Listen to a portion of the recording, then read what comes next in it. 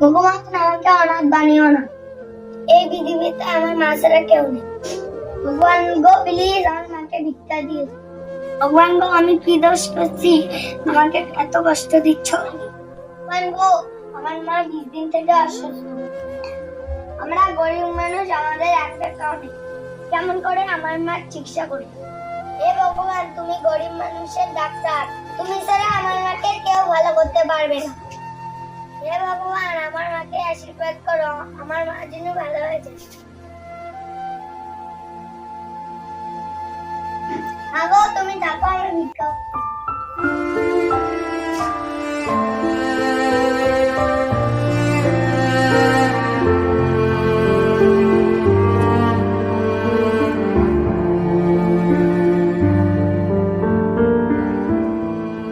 বাড়িতে কেউ আছো গো? আমি ভিক্ষা নিতে আসলাম।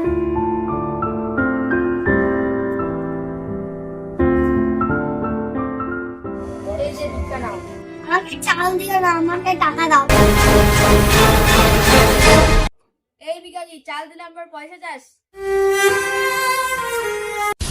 এই ভিখারি, আমাদের বাড়িতে আর জীবনে ভিক্ষা দিতে দিস না, ভাগ।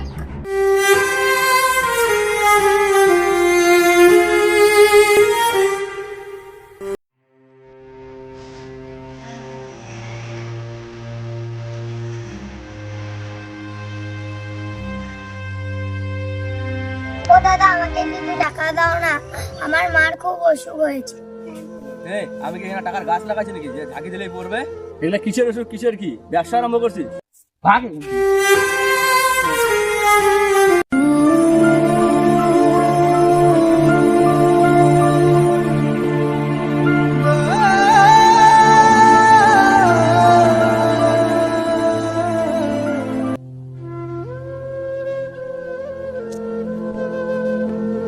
ও দাদা আমার মার খুব অসুখ হচ্ছে, কিছু টাকা দাও। ও তোর মা অসুখ হচ্ছে, দাঁড়া।